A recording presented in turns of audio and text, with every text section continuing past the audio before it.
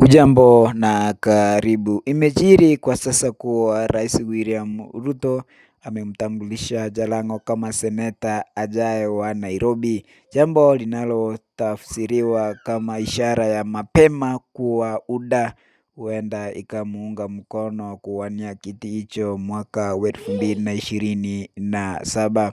Uungwaji mkono wa Ruto kwa Jalango unatuacha na swali la kutia hofu, kwa sababu tunafahamu ya kwamba sasa itakuwa hofu kwa Edwin Sifuna, kwani iwapo kama itakuwa hivi, utapata kwamba Edwin Sifuna huenda akapata hali ngumu sana kuwania useneta wa Nairobi wakimenyana na Jalango.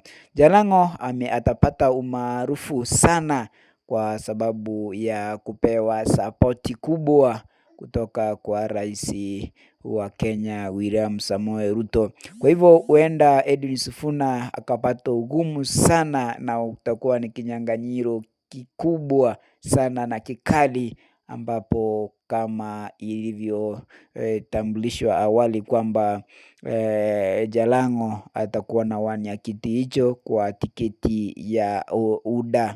Na kumbuka ya kwamba Jalango pia amekuwa na rekodi nzuri sana na pia Edwin Sifuna, na tumeona kwamba hivi karibuni umaarufu wake umedidimia kutokana na kupanduliwa kutoka chama cha ODM, ambapo alikuwa katibu mkuu wa chama cha ODM. Kipindi ambacho alitimuliwa, tumeona ya kwamba amekuwa na wasiwasi sana kipindi hicho. Tumepata kwamba Jalango kwa upande mwingine anaendelea kupata umaarufu sana, haswa baada ya kupewa tiketi ya UDA, ambapo atakuwa anawania nafasi yake ya useneta. Kumbuka ya kwamba wawili hao ni wanaume kamili, ni watu ambao wana sifa zao nzuri, ni watu ambao ni wachapakazi, ila sasa Wakenya wao ndio wataamua nani mkali. Kulingana wewe, sijui utampatia nani kura kama wewe ni mkazi wa Nairobi, lakini inasemekana ya kwamba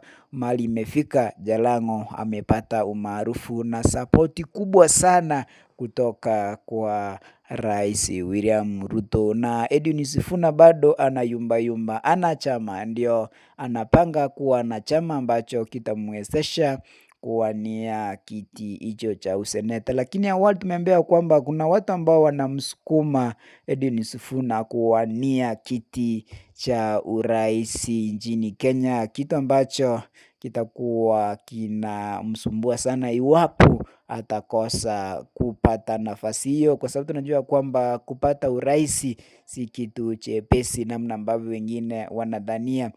Ila sasa iwapo Edwin Sifuna ataamua kuwania kiti cha urais nchini Kenya na akafeli kupata kiti hicho, basi safari yake ya siasa itakuwa imeanzia tena sufuri, kwa sababu once umeshindwa kurudi inakaa kazi ngumu. Kwa hivyo ni hali si hali, ni upambanaji ambao mafahali wawili wanang'ang'ana kuonyesha kwamba kila kitu kitakuwa sawa, lakini mwisho wa siku Wakenya ndio wanakuwa na uamuzi wa kuchagua nani bora na nani atakuwa kiongozi wao. Langu jina lasalia kuwa Maskini Msomi, na hii ni Maskini Msomi Tisho Mkatoliki TV, kitu ambacho kinakupatia taarifa kemkem na matokeo pindi yanapochipuka.